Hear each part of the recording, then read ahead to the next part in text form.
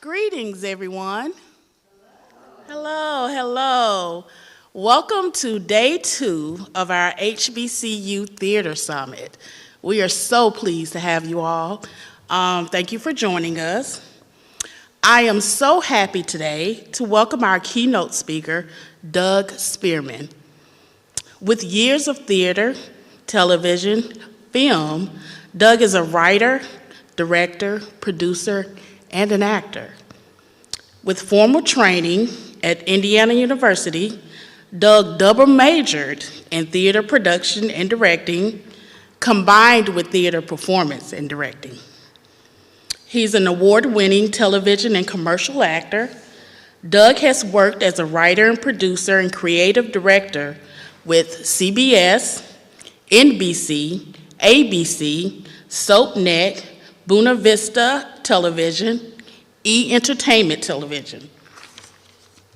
He's guest starred on Star Trek Voyager, my favorite, The Drew Carey Show, I used to watch that too, The Hughleys, oh, I watched that too, Charmed, sometimes, Girlfriends, my absolute favorite, The Young and the Restless, my grandma watched that, it's still on, All My Children, y'all. All My Children. Whew. Law and Order, True Crimes. And of course, I know I said the others were my favorite, but this is my ultimate favorite television. Thank you. Favorite television show. This is what got me through grad school. He was Lance on Chance on Logo's Noah's Ark. Absolute, still have the DVDs, watch it all the time. In fact, that's what I'm gonna watch tonight again for the 30th time, but don't tell nobody. His stage work includes the American premiere of The Ice Pick, the Tony Award-winning South Coast Reps premiere of Howard Quarter's The HowlRound, and recently Doug has starred in Netflix Tall Girl 2 and The Burial for Amazon Studios. Currently, Doug is a guest instructor at Loyola University and teaches scene study in his own studio.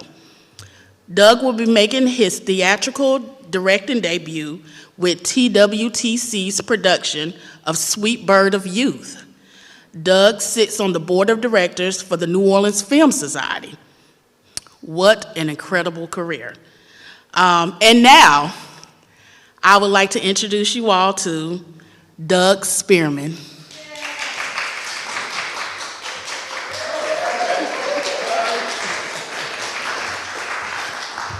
Hello, dreamers.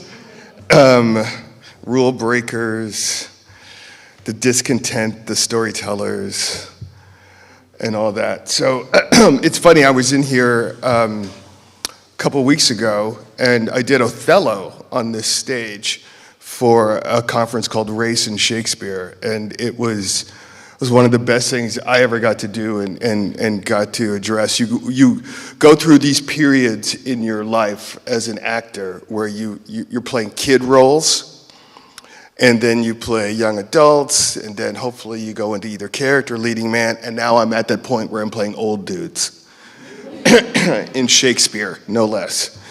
And it's extraordinary. So it's Christmas time. I'm just about 7 years old, and my elementary school, Ridgecrest Elementary in Hyattsville, Maryland, where I grew up, is doing its Christmas play. And I want to be the tin soldier. Like, I really want to be this tin soldier. First time I've ever going to be on stage, and I just want this so much. This uniform with the buttons and the white pants, standing up, and the hat, and the whole 9 yards. And they gave it to Carl Artist. And I still remember that kid's name.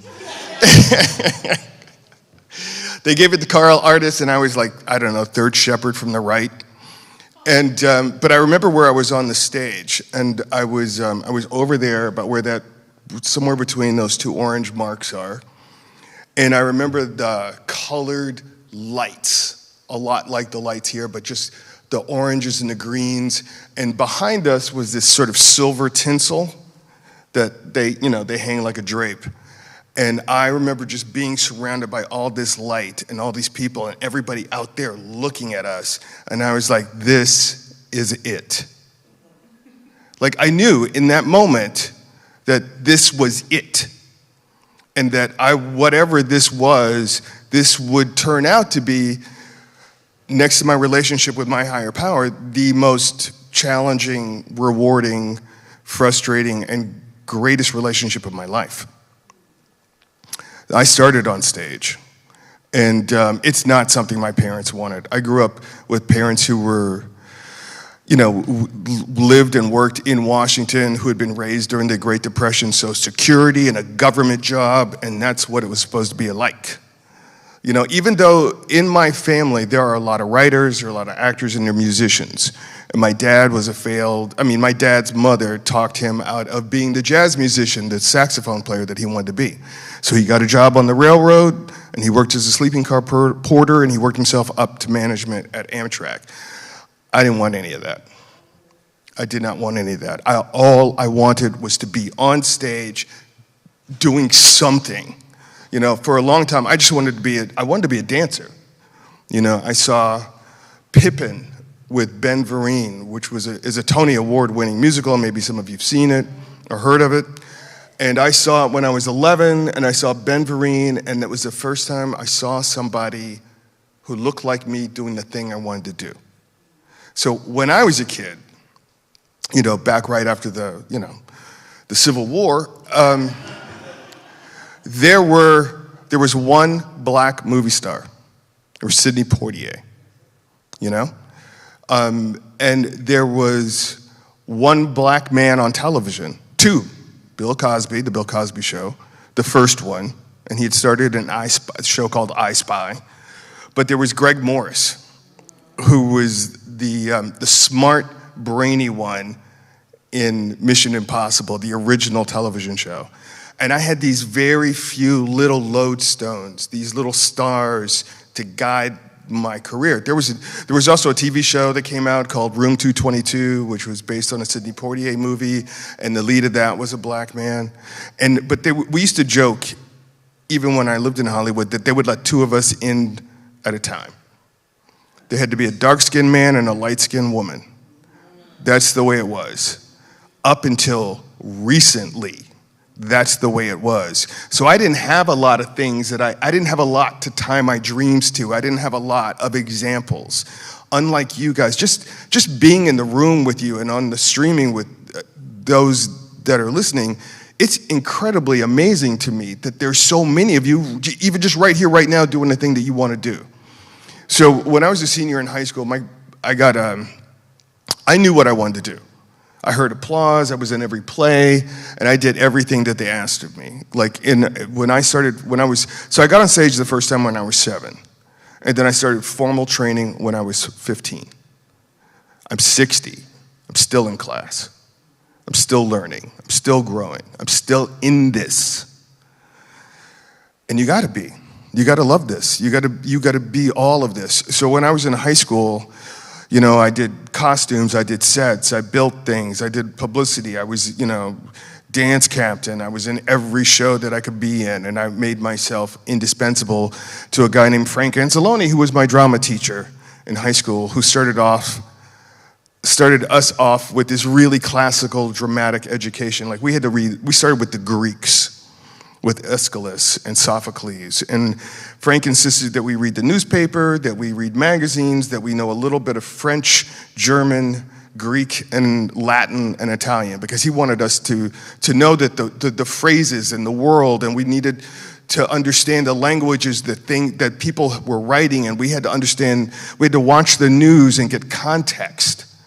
Because no story that you tell, no piece of art that you create, nothing that you're involved in as an individual or as an artistic community happens in a vacuum. It always comes out of something.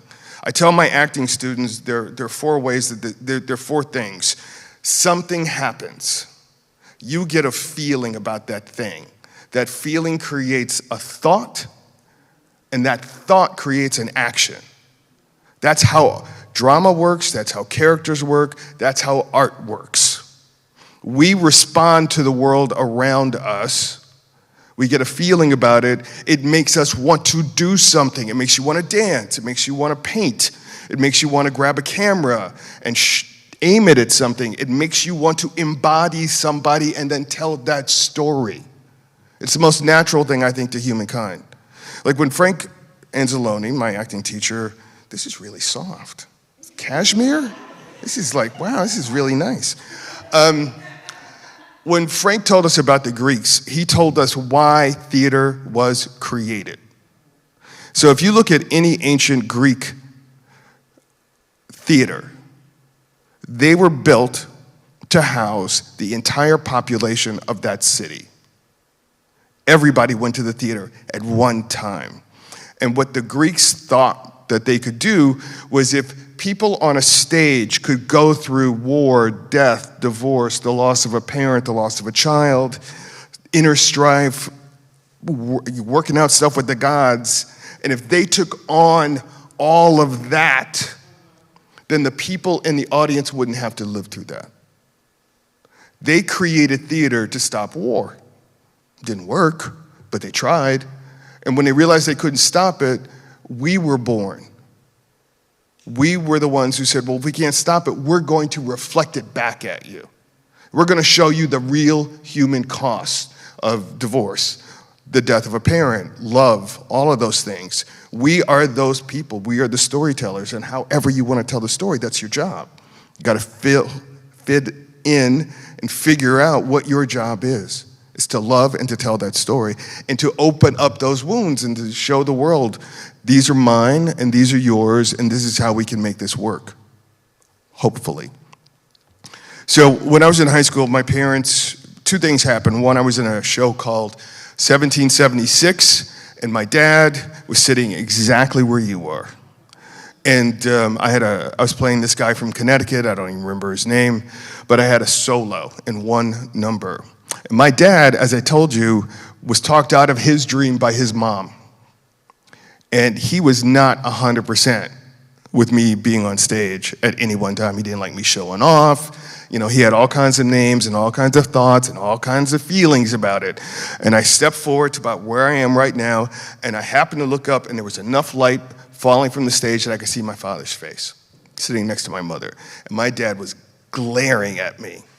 My dad looked so angry and so, I don't even know what that was about, but I looked at my dad, I made eye contact with him, and my voice closed off. The orchestra leader vamped into my solo again, and I'm stuck there looking at my dad. And with that one look, with that eye connection, I lost the ability to sing for 8 years. I was terrified to sing. Because my dad got in my head. And a year later, I was accepted without even having to audition based on the strength of the work that I'd been doing in high school and the recommendations of my teachers. I was admitted to the Goodman School of Drama in Chicago, where I really wanted to go. All I wanted to do was be a theater student. Really wanted to be a theater student. And I came running downstairs, and my mom was canning pears. It was the fall, so it was canning season for my mother. And I came downstairs with the acceptance letter, and my mother turned to me and she says, look, we love you, we know you're talented, but you're not going. You are not going to be an actor. You're going to go to university, and you're going to study something, and then you're going to get out of college, you're going to come home, and you're going to pay rent till you get married. That didn't work out. And you're going to get a life. Because like I told you, my parents were raised in this world where security was everything. And if you're in this business because you want a steady paycheck and you want to know where your next meal's coming from and you're not going to have to take a side hustle, this is not the place. This is not the thing. This is not your dream. And I am a stubborn, hard-headed black child. Always have been. Always have been. And I tricked my parents.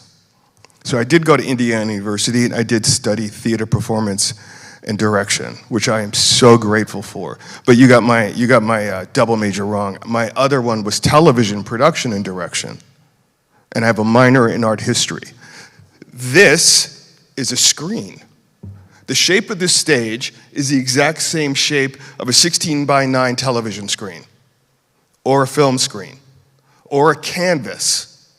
Historic paintings, big historic canvases, big wide scenes of, elephants crossing the Alps and mass wars and things like that are done on the same perspective. You know what I mean? And I figured if I could learn how to tell a story in that space, no matter what the canvas was that I was working on, it would all just feed my education, and that's what it did. And I have been extraordinarily lucky to have worked both in front and behind the cameras. I have been taught by masters.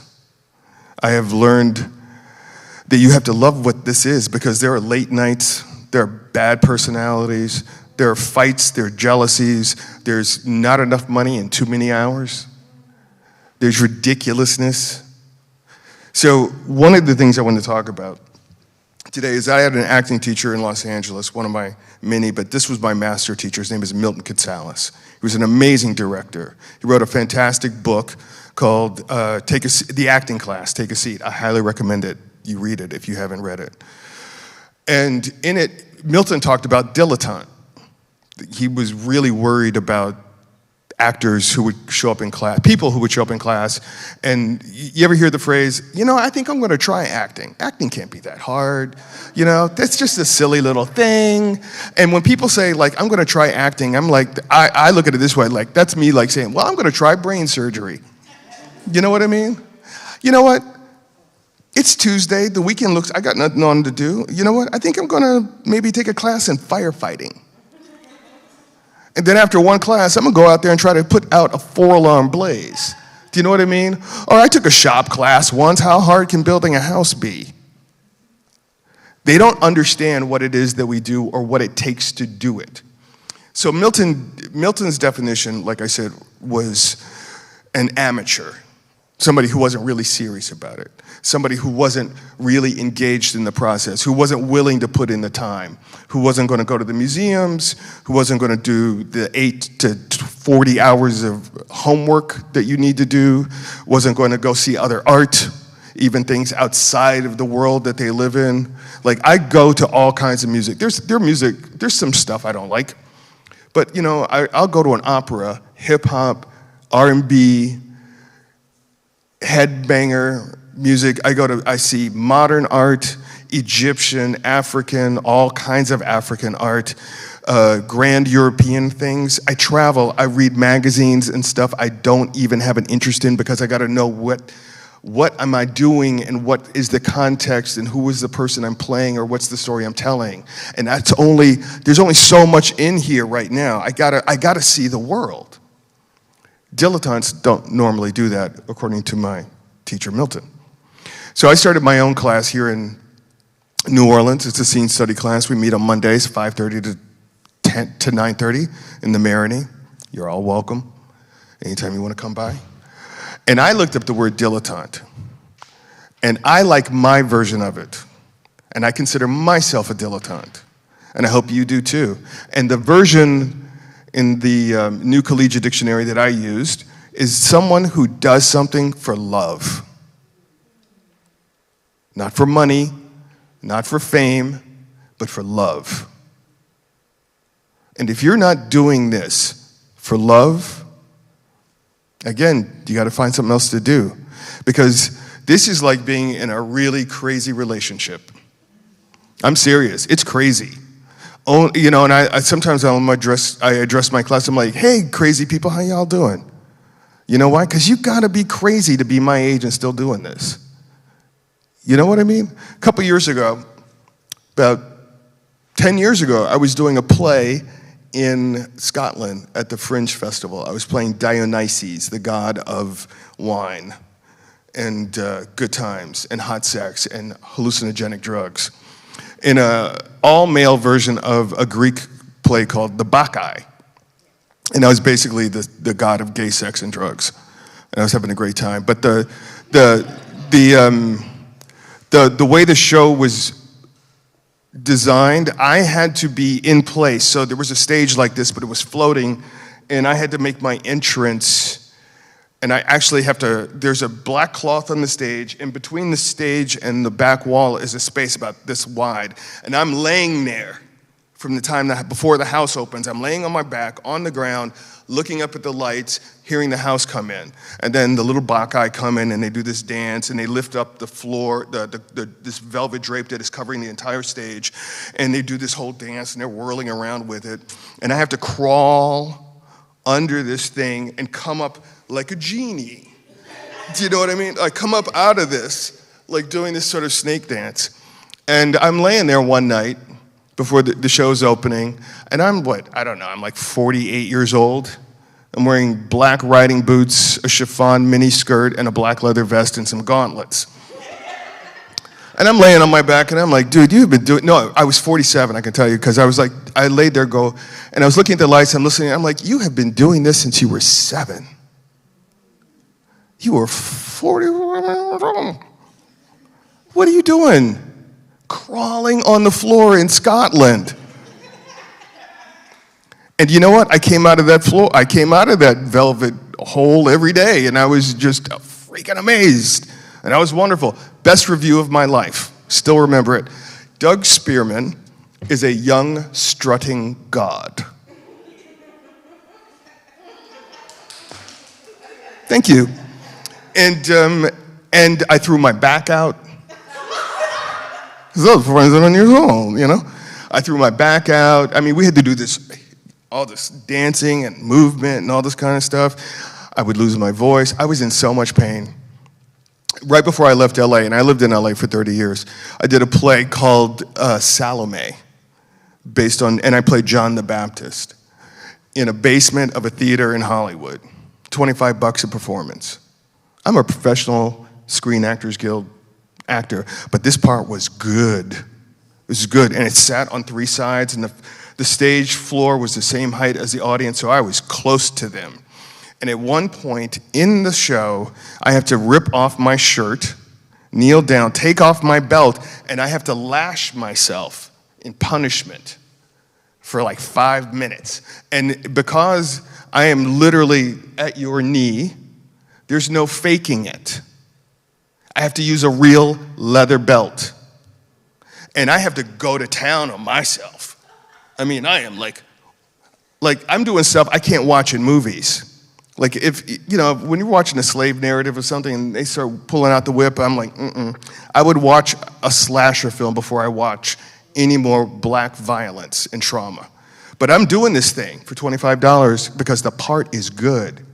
And I'm whipping myself so hard that I go into like a little bit of shock at the end of every scene. So I literally have to come off. I'm cold, I'm sweating, and I know what shock feels like. I've been in it before. So I'm like, and I'm sitting in the dressing room one day and I'm like, what the hell are you doing?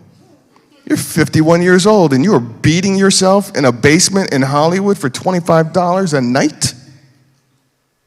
Yeah. You know why? Because I love it. I love the process. I love it when it doesn't go right. I love figuring it out. I love the collaboration. I love the community. I love the fights. And it's not just in the theater. It's everywhere in this business. I don't care whether you're a producer, a director, a writer, costumer.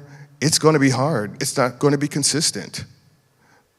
This is a very demanding, jealous, prideful, resentful world. There are so many personalities that you have to learn how to manage. You don't have to just learn your lines, trust me. You got to get along with people. You got to learn how to manage the other personalities. Wait till you've done a love scene with somebody you cannot stand. Wait till you kiss a person you wouldn't spit on if they were on fire. I'm not kidding. This is the stuff that happens. I almost came to blows with a dude that was playing my boyfriend one time. because we just didn't like each other, But on stage, we were the golden couple. The world is filled with that. I have walked off of things. I walked off a Doritos commercial because I didn't like the way the assistant director was treating us, like cattle, like they didn't respect who we were and the time that we were given. A Doritos Super Bowl commercial. I walked off. I'm like, that's it, I'm done. Do you know what I mean? Because there is, as a great American poet once said, there is some shit I will not eat. Because they serve it to you all the time. It comes in no. That's a lot of shit. You're going to get a lot of no. You're too tall. I once lost a movie. I lost a movie because I was an inch taller than the lead. I was in costume on stage, first day. Dude walks over, sees all of us, and we're just playing his guards that he's giving a speech to. I am a little too tall. I get asked to leave. I'd like, Doug, come here. Next thing I know, I'm in my trailer and I'm signing my day paperwork. I once didn't get a part. Now this sounds like a humble brag, but it's probably is.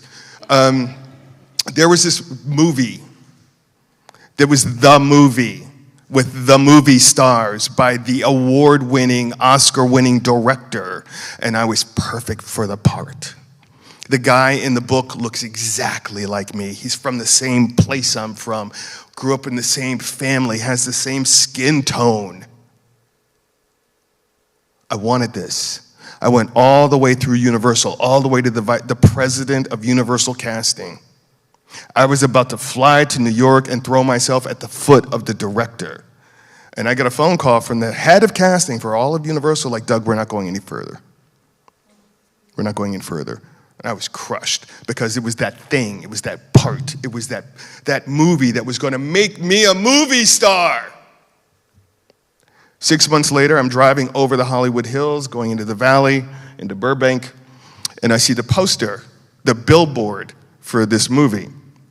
It is on the wall of a skyscraper. It is the length of the skyscraper. If you've ever been to LA and you've driven down Sunset Boulevard or Cahuenga or anything, you know that they use the entire 40 floors to put up a whole movie poster. They want you to go to see this stuff. So I'm driving, it's rush hour, I look up, and there is the poster with those two Academy Award-winning actors and the Academy Award-winning director's name and the picture of the guy playing my part, and it's not me. Do you know what I did? I pulled my car over and I threw up in the street because I loved this thing so much and I wanted it so much. But I got another no. So let me just sidebar for a second. I believe that God says only three things to us. Yes, yes, but not right now, and no, something better's coming along.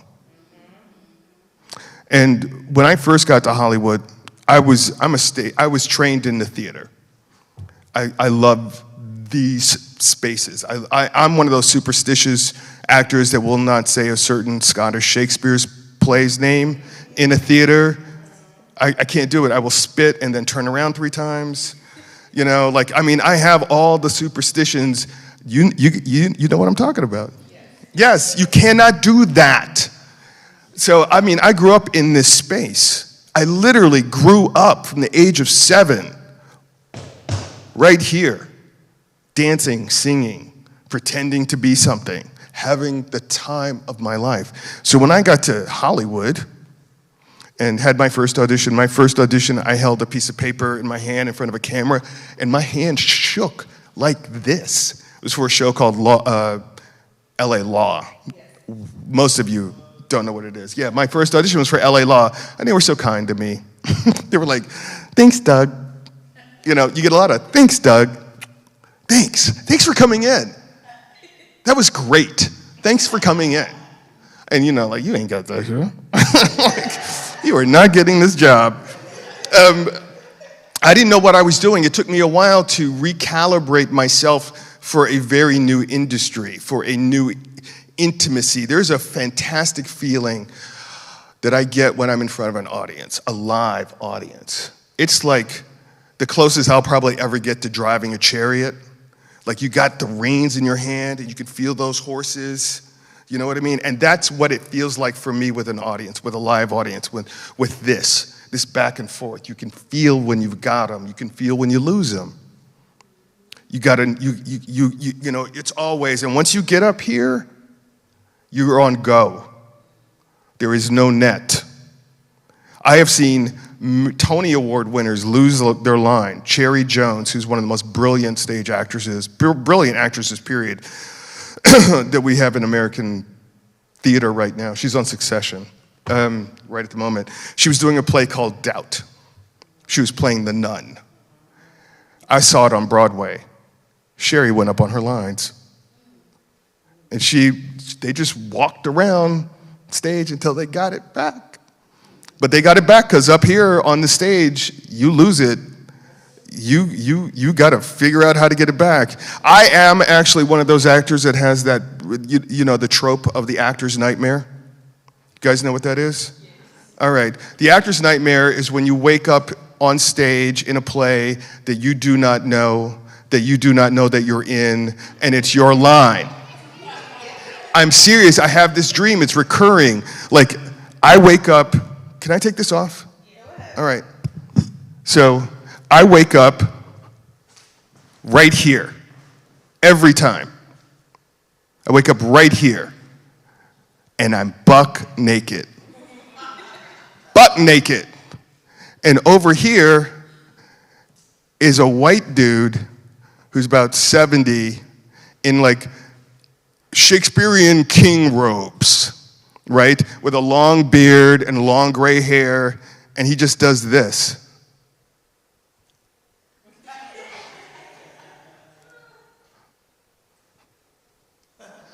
And I'm over here naked, and I don't even know what show we're in. And you keep doing that because you love it, you know? You do. I got to LA and I got to read for the second Cosby Show. And the casting director, Ricky, is one of the most respected and premier black casting directors in the country, has been for a while. And Ricky stopped me in the middle of my audition. She's like, Doug, you're not gonna get this. And this was back when we had to read in their offices. And I was not only in the office, and there was no camera. They weren't even shooting your auditions. You read at the foot on the other side of the casting director's desk in her office. And I was in there, and I was holding it. I'm standing in front of Ricky, and she's like, Doug, stop. You're not going to get this. And I am 31 years old. And she said, you know what? And I believe Ricky's a little bit of a witch. She's like, Doug, it's going to happen, but it's not going to happen until you're older. You're not going to get it right away. But it will happen. And it's going to happen for you, but you're going to be older. And I'm 31 years old, and I want to be a movie star right now. I want to be a TV star right now. I want it now. Now. And in the meantime, I'm riding around Hollywood, and like I talked about, there are billboards, and there are all these white faces on billboards. There's nobody that looks like me. Especially, and I used to hate August and September, but August in particular, because that's when they start putting up the billboards for the new shows, the new lineups, the new stars. And for so much of my life, they were white. White, and then more white, and then some more white on top of that. It wasn't until Kerry Washington got Scandal that there was a black person as the lead on a television series on a billboard in LA. I can tell you right where it was. It was at the intersection of Wilshire and La Cienega. It's crazy to me. But you guys get to change all that. Your world is completely different. Technology has changed things for you. You have the ability to write and shoot and edit anything, a movie, in your pockets. Most of you, if you have an iPhone or a really good Android, you have a 4K film camera in your pocket. There's iMovie. I edit on iMovie on my phone for every audition that I do. And now you have this thing called the interweb. You have TikTok, YouTube, Instagram. You have all these ways to get your content, your thoughts out there. That didn't exist for me, but it does for you, and it's amazing. But you got to do it because you love it. I have a cousin, Rob, and like I said, I come from a family where college is not a question. It's just it's a destination, and we want to know where you're going. I'm the third generation to go to college in my family. I know it's unusual, and I'm lucky. I have cousins who are such overachievers. I have these twin cousins, Robert and Roland, who went to Harvard Med, and are now twin heart surgeons. Harvard undergrad and Harvard Med. That side of the family also translates Greek for fun. I don't get it, but So when I didn't get into Harvard, it was a dark day. When I decided I wanted to be an actor, it was a dark day indeed. That's how I had to gloss over it a little bit. It's important to remember what that dream is on the cold nights when every actor, every director, every producer always has this one thought that goes along with that nightmare I told you. Is like, is this my last job? There's also what's called imposter syndrome, which we didn't know existed until recently. Oh, you got some of that? Okay. I just did the biggest movie I have ever done in my life. Last year with Jamie Foxx, Tommy Lee Jones, Jurnee Smollett. Jurnee and I play attorneys who go up against Jamie Foxx in this courtroom procedural that's going to break your heart. I learned so much by watching Jamie work and how that man brings light to every set. Jurnee is one of the most intimidating women I have ever met in my life. She's playing a lawyer, and then we were doing a scene where they started going off. Maggie Betts, who was the director and the writer of this one of the writers of the piece, let us improvise. And Jamie and Jurnee got into this legal argument in the courtroom. And my dad wanted me to be a lawyer, so I had to study law. I studied law undergrad. And they knew what they were talking about. And Jurnee came over, and I'm like, they were like, she is a presence. She is beautiful. And she knows her shit. Do you know what I mean? She's gorgeous. They were sewing her into her costumes, and it was crazy. And watching Jamie ramp into his performance, like Jamie starts acting, like first of all, let me just tell you how Jamie comes to the set. You hear the theme from Shaft coming down the hallway. And Jamie doesn't have an entourage like you would think. There's his assistant who has a backpack and like a couple other people, his producer, partner, and somebody else. But you hear this dun dun dun dun dun dun dun dun dun dun dun dun, and you hear it coming down the street, down the hallway into the set. And Jamie's assistant has a backpack on that is a boombox, and that's Jamie's entrance music, and the whole set lights up, and then we all start dancing, and it's amazing.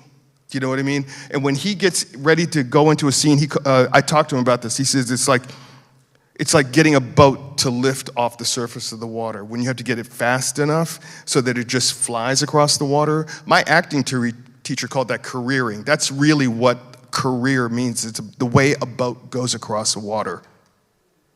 And that's not a short trip. It's a long trip. A career is a long trip. A boat careers across the waves. So watching Jamie start to build this guy, and then by the time they yell action, he is it, and he's on his first line. Jurnee starts very differently. I start very differently. Like, I have to be on the set before anybody else. I got to sit down in my chair. I got to have my clothes on. What am I writing? What am I reading? I want a real thing to read. Where's my coffee? Is this my pen? This isn't my pen. Are these my clothes? This fits a little funny. Can we put some pads in here? Do you know what I mean? I'm an inside out, outside in kind of actor. Everybody has their own way. You cannot do 8 shows a week and maintain some kind of emotional tie to the character, or else you'll go crazy. That's what happens. People go crazy. So watching them, and Jurnee came over, and I said, so, my queen, what did you do to prepare for this role? And she said she had 4, because she was very specific about the props she carried, about what she would say and where she would look and all this. Like, she was on it. And she had spent 2 months with 4 lawyers. And then she watched 400 hours of court TV.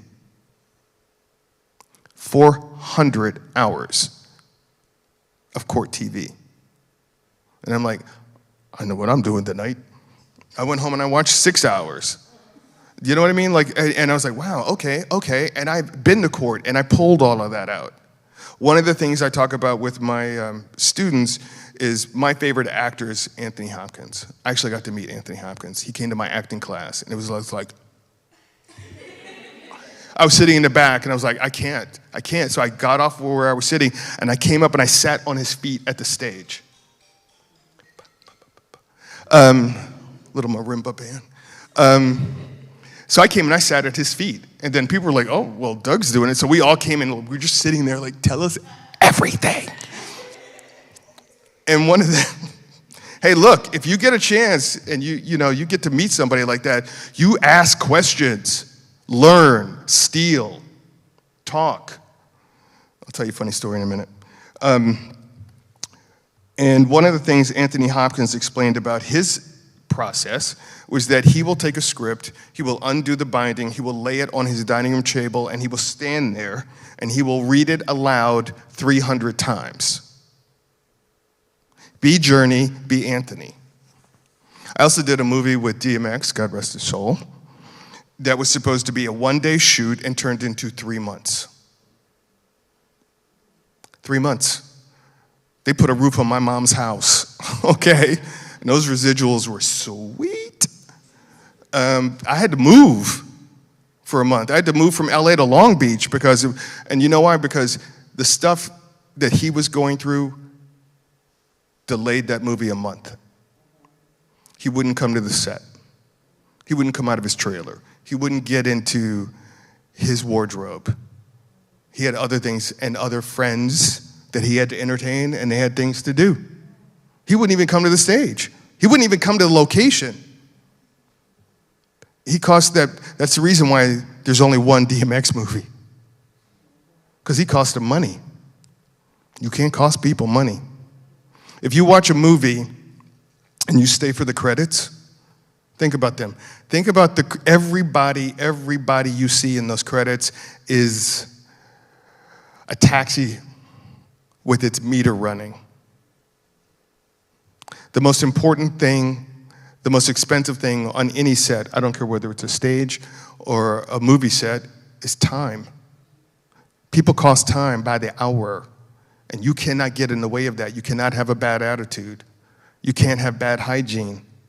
I could tell you stories about movie stars, people who were given huge career-making roles in epic sci-fi series with lightsabers who disappeared because they had bad hygiene, bad breath, and bad BO.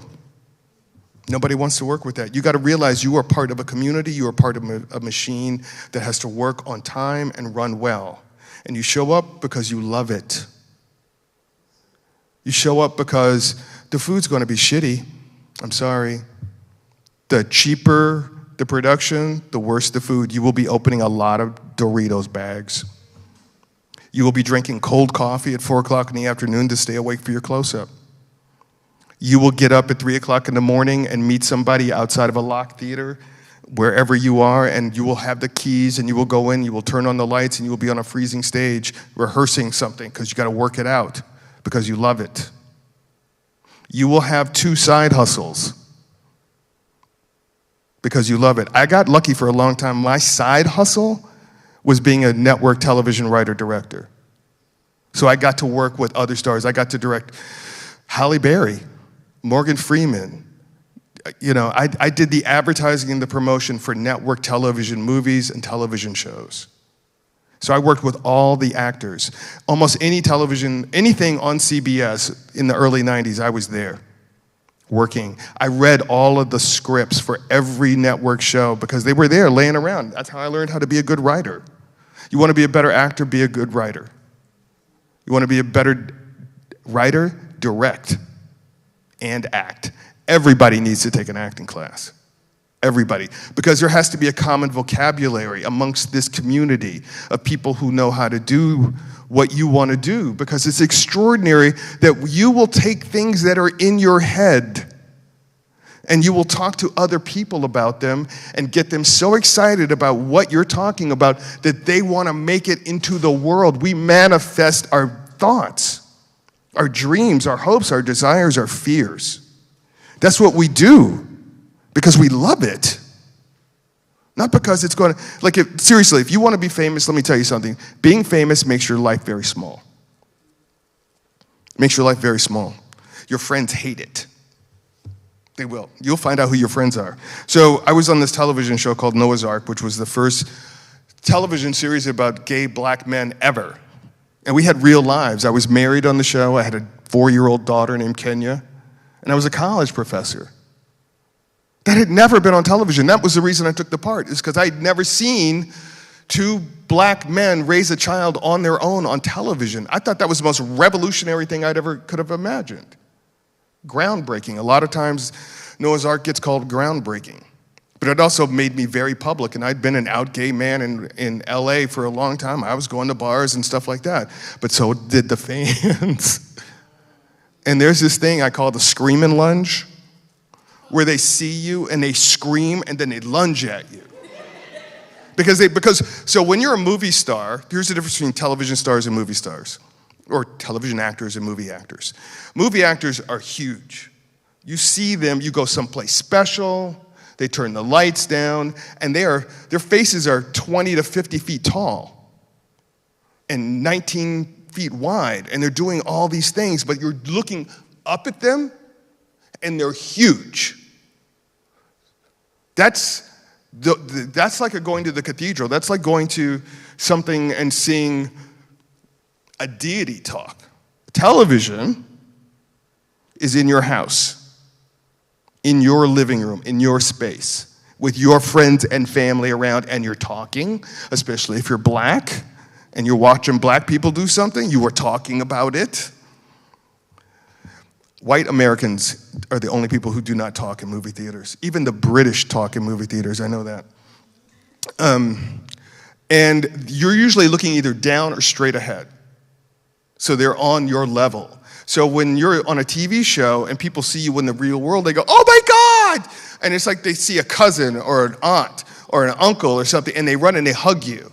And I'm not the tallest guy in the world, so when they hug you, what happens is their shoulder, my throat gets put on their shoulder, and they're hugging me and pushing their shoulder in, so I start to get asphyxiated. I start to choke on more than one occasion. So I have to develop a handshake where I will shake their hand and lock their forearm at the same time, so it looks really intimate, but I'm keeping them, I'm like, come here. Little participation from the audience. Give me your hand. Hey, how you doing? Good to see you. No. Thank you so much.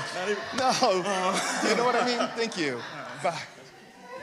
I'm serious. That's how I had to invent that. I invented that. And you go out and your friends are trying to have a conversation with you, trying to get a meal, trying to eat, and somebody's like, "Excuse me." Oh my God.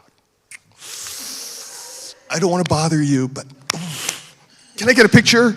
And your friends are like, "Oh, I'm talking about my divorce." You know what I mean? Like, your friends start to hate it, so you stop going out. That's what happened to me. My life got very small, because when people are screaming and lunging at you in the dark, and trying to choke you out, or worse, create moments of such sexual, inappropriate intimacy, it's crazy. I had somebody walk up to me in a hotel lobby, kiss me with their tongue in my mouth, and stick their hand down the front of my pants. Oh, yes. Do you know what I mean? So if you meet somebody and they're like, you know why. But you have to do this anyway, because those are the people that write your paychecks, so you got to be nice. No audience, no paycheck. But you got to have to learn how to take care of yourself. You know, for years I was afraid of a red carpet, terrified, because all of my imposter syndrome came back. Because it's no longer who I meet or who I work with. I'm still that little kid from Hyattsville who's looking at his dad, and his dad is not happy. But that hard-headedness, that love that I talked about, still prevails. So I still got to do it. I still have to show up and do the interview, even though there are times, like when I was working on The Burial, and I'm sitting next to Journey Smollett, and 6 feet away from me is freaking Tommy Lee Jones, who is scary as hell, and not the person to make eye contact with, and then Jamie Foxx, in all of his Jamie Foxxness, and I'm on this stage, I'm like, how did I get here? What am I doing? They're going to fire me. Every day for 2 weeks, I thought I was going to be fired. That's how my imposter syndrome shows up. But there comes a point where you realize you know what you're doing. They hired you. They dressed you. They put makeup on your face, and they fed you, and they yelled action, and they expect you to know what you're doing. And if you've been doing it long enough with care and diligence, you're ready. When the time is right, you will be ready when they call upon you. And like I told you, Ricky told me that I wasn't going to get it right away. And she was right. I didn't get it till I was 40. I'm almost done. I didn't get it till I was 40. 41 when I read for Noah's Ark. And then after that, it all took off. But I was ready because I loved it and I stayed in it. And I hope you will too. Thank you.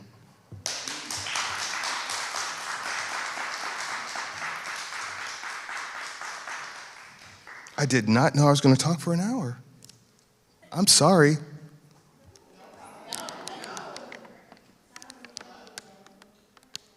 Thank you so much, Doug.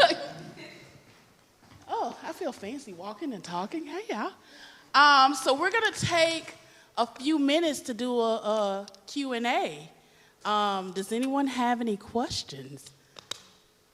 Just a minute. Let me bring you the mic. Oh, no, I don't need it. No, she's... Okay, so I plan to be a stage/production manager, and I was just wondering if you have any advice or anything to say to me or to any of the other stage production managers going into that route. Thank God for you. Because somebody has to do that kind of lifting. Somebody has to, you have to, it's one of the most important jobs because you glue the production together. You got, when I talked about managing personalities, that's your number one job, that and time management. I hope you like herding cats, because that's what happens. Okay? I know, close your mouth, girl. It's going. No, cats, that's an expression. It means, you ever try to herd cats? You try to get cats to do anything at one time? It's hard. It's not impossible, but it's hard. The best thing I would think, the best advice I would give you or anybody doing any job is get involved now. Figure out your way in. If you could find a production or a producer that you want, either a production that you want to put up, like get some friends together, do some theater, find a space, and then put it together and see what it takes to glue this together. Because there's the wonderful world of academia where you learn the theory about stuff and you do stuff in class, you work stuff out, but there is nothing like the real world and falling on your face.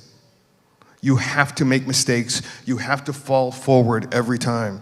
So whether it's you getting involved in community theater or you putting something together with your own crew or getting involved with a production that's happening in your neighborhood or your town or something, definitely if you're in school, get on as many school productions as you possibly can. Ask to be there. Volunteer. People love a volunteer. I have a woman who's one of my acting students. I'm about to direct Sweet Bird of Youth for the Tennessee Williams Theater Company here, and Jordan asked to shadow me, so Jordan's going to every meeting with me. She's figuring it out as we go along. I love a volunteer.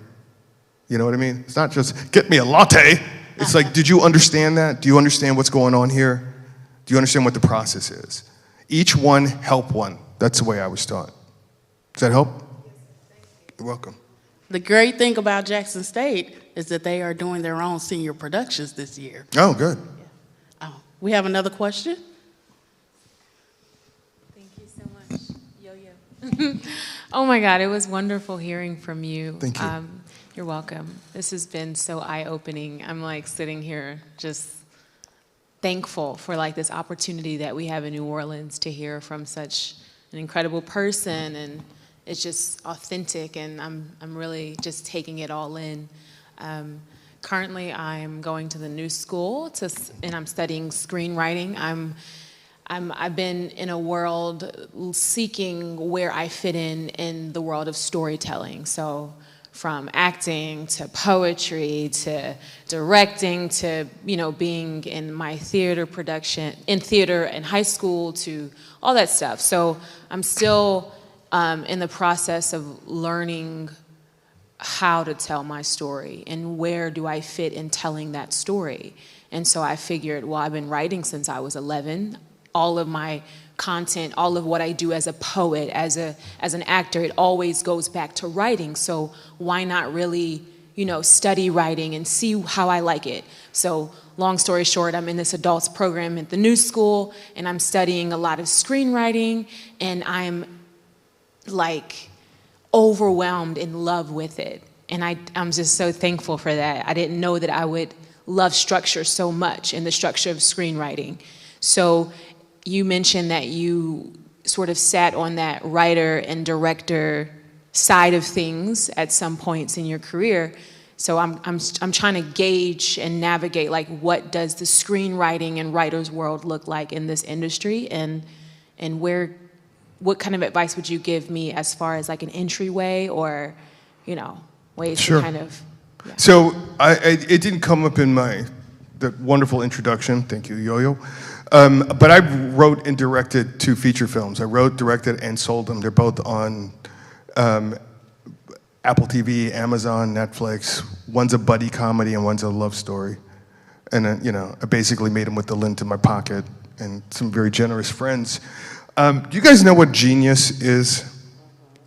It's genius. It's not a thing you're born with. The Greeks thought it was an energy that came through you.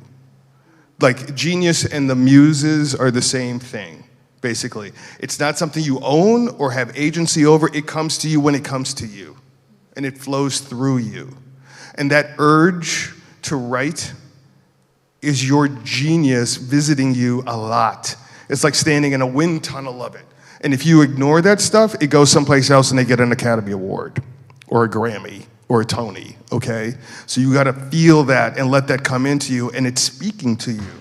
I also am a big believer that you are going to be in the right place at the right time if you keep your boat pointed in the right direction. The universe only needs you to do a little bit, and it will fill in the rest. That's been my experience. Right before I directed I had directed over 200 television commercials, but I had never directed a feature film. So one of the things that I did is I contacted 10 film directors that I knew that I could get a hold of. And I offered to buy them coffee or lunch, and I bought a notebook and a pen.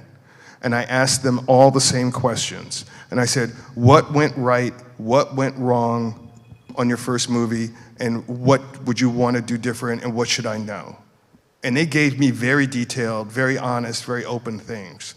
And I wrote that down. And I used that notebook when I wrote. So I think there are a couple things I would suggest. First of all, congratulations, that's awesome.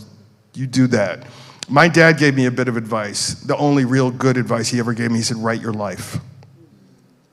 My mother also said, wait till I'm dead 10 years before you write anything about me. Okay, and that's what I did. It starts with you. That genius comes to you. This is where the story is. You are the incubator for all of that creativity and all of that story. So make sure you're starting, when you're writing something, with something that feels like it's got to come out of you or else you'll die. Mickey Spillane, who's a very good writer, fantastic writer, sports writer, said, writing is easy. All you have to do is sit at a typewriter and open a vein. Meaning, you literally have to cut yourself open. Like, I will do anything. Most writers I know have incredibly clean houses, are great gardeners, and spectacular cooks. I will do my taxes and polish silver before I sit down and write. Because because I know that going into that, and you know this as a writer, the commitment and those voices in your head talking to you telling you what needs to be on that page is so, but you also have to be patient and wait for it to happen. Matt Weissman, the guy that created, I think, one of the best television series in all time was Mad Men. One of the best written, best produced, best acted TV series of all time was Mad Men. That man had the pilot script in his briefcase for 10 years. It took 12 years to make, just to get somebody to read and then say yes to Forrest Gump. Brad Pitt bought the short story that, what is that fishing movie? Nazi Germany, River Runs Through It. He bought that short story when he was 22. It took 10 years to get that movie made. You have to be patient with the process. And then, in the meantime, read every script. Go to every movie and play that you can, even stuff you don't like, and figure it out. And also, I know that you love structure, but be prepared to break it. Figure your way through it. Some of the best scripts I've ever read, some of the best things I've ever seen are when what they do, what my acting teacher used to call breaking the spine. Because sometimes in order to tell a story, you have to try a non-traditional way of looking at it, turn it upside down. I love to mix genres. I like to take characters who normally appear on the outskirts of stories and put them right in the center and tell the story from their perspective. Figure out what you'll discover your voice. And you'll discover your place. The thing is, and this is the advice I'll give you all, the only way to lose the game is to leave the field. As long as you stay, it will happen. As long as you don't give up. The man that won the Academy Award for Best Original Screenplay in 2011, I think it was, for The King's Speech was 67 years old. His first Oscar. There are so many stories about painters. There was a really great famous painter called Grandma Moses who didn't start painting until she was 90. You've all seen Black Panther. Yes? Okay. You know that older woman that's part of the River Tribe, like that old black woman? Do you know she died right when they finished production of Wakanda Forever, the second one? Do you know she didn't get her first part till she was 92? You have to be willing to be in this for the long game and be ready when they say yes. So mentorships, call writers that you know. I go to a lot of screenings and I go up to every director that I can get my hands on and I talk to them. I introduce myself, I tell them I like their work, and I try to engage them with a little process talk. But being grateful is the key to your career. Attitude monitors talent. It does. Show up as a cheerful person. Be interested, engaged. I know this is a little off topic, but it's all funneled the same way. You know, look at the people, write letters to people, send them emails, follow them, talk to them, engage them. And one of the things that a lot of times Hollywood is a lot of like, what can you do for me? The way I twist that and the way I'm like, when I get to meet somebody, I say, if you were me, what would you do? Just like you're doing. It engages them. It creates a relationship. Does that make sense? Is it helpful at all? That's very helpful. Yeah. Keep doing it. Don't stop. That's basically it. Keep doing it. Don't stop. Ever. I told you I had a side hustle as a writer-director. My other side hustle was cleaning houses. When I made my last movie, it took me 4 years. And I had to focus on this movie, so I couldn't take a corporate job. I couldn't go to a network job. But I am very neat. I'm a Virgo. And I am clean and organized.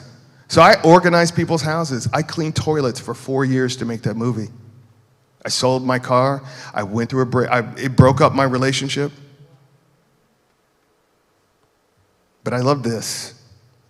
I am tied to this. So I believe that the universe gives us a gift and buries it inside of us, right? It's yours. It's the thing that calls to you over and over again. It wakes you up at 3 o'clock in the morning. It makes you take a class at the new school. It makes you think about changing your career. It does all of this stuff. But if that gift wasn't given to you from the universe, if the gift is given to the universe is going to figure out a way for you to use it. And the perfect time for it to be there. Maybe one time, or maybe a long career. But you do not get a gift that is not meant to be used. That's why you exist. You don't create a screwdriver, you know, for anything else but to screw, you know, like if you were made to act, if you're made to write, if you were made, then you will just keep the boat pointed in that direction. And no matter what the storms are, and the no's, and the BS, and the broke, and they left, or worse, here they come. Ooh. No matter what, keep the boat pointing in that direction. All right, we've got time for one more question. Thanks for playing, by the way. I appreciate that. Yes, I was wondering, you was talking earlier about some of your experiences on the stage when you were, down here and you was hitting yourself with the belt, and you also mentioned how as an actor you have to find certain things to connect because, people can go crazy. And I was just thinking about both of those things you talked about and was wondering, was there ever a time where you almost went too far as an actor, or you almost lost yourself in a very bad way? Or was it a role where it was just really tough? And what techniques would you recommend, or what did you do, if you don't mind sharing, to kind of get yourself out of it, in and out of character, or play it safe? Sure. So I'm going to be really transparent and honest with you guys. I am a recovering drug addict and alcoholic. I'm 22 years sober. Thank you. And there were a lot of lines that I said I would never cross, and I crossed. Things that I did because I knew the gift that I was given to be able to act and to be given jobs. And I said I would never do it on coke. I did it on coke. And I was in a play directed by Doris Roberts. Do you guys remember Everybody Loves Raymond? Yeah. The mom. Best director I ever worked with. We were studying at the same playhouse. And I was doing this show, and I was just like my head was, like I had to handle my stuff. It wasn't that I lost myself in a part, although I've seen people do that. I lost myself in the art. I turned my back to the gifts I was given. I was about to ruin everything.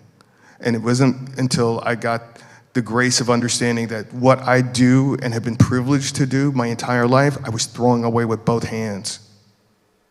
I had an acting teacher who said, clean up your shit, because if you don't, it grows in spotlights. One of the other things that comes with this business is that bad behavior is encouraged. They love to build you up just so that they can tear you down, because it sells headlines. It's clickbait. It gets you to open apps. They want you to fuck up. They want you to get really, really big, and then they want to tear you apart. Because the higher you get, the easier the target you are. And if you do that to yourself, which I was doing, I wouldn't be here right now. So whatever your stuff is, that was me. Like, I lost touch with that magic that makes me want to do this. So handle your stuff: sex, gambling, drugs, alcohol, relationship stuff. Take care of it. Also realize you got to figure out what your process is. Daniel Day-Lewis is in character 100% of the time whenever he works. So I cannot imagine what it was like with living with Abraham Lincoln for 6 months, okay? But then again, there's Laurence Olivier. He said, let the wig do the work. You got to figure out what your process is in a healthy way. And you guys have way more agency to do that than I was brought up with. You worked 14 hours? Yes, you did. There was intimacy coordinator, take your clothes off.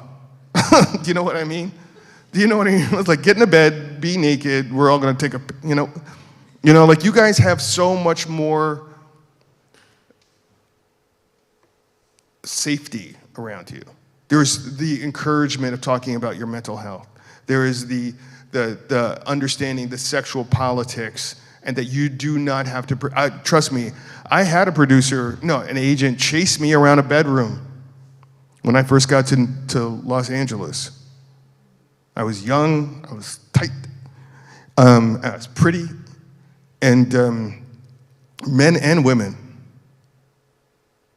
You had to learn how to do that. You don't live in that world anymore. You know, so talk about your feelings. Make sure you have a healthy life. Get a hobby. Learn to cook, plant some flowers, paint. And don't make this the thing that your life depends on, so much so that you lose track of the world around you and being a part of it. As a person in a relationship, as a family member. But protect what you do, but realize you do it in concert with everything else in your life. All right. Let's give Doug another round of applause.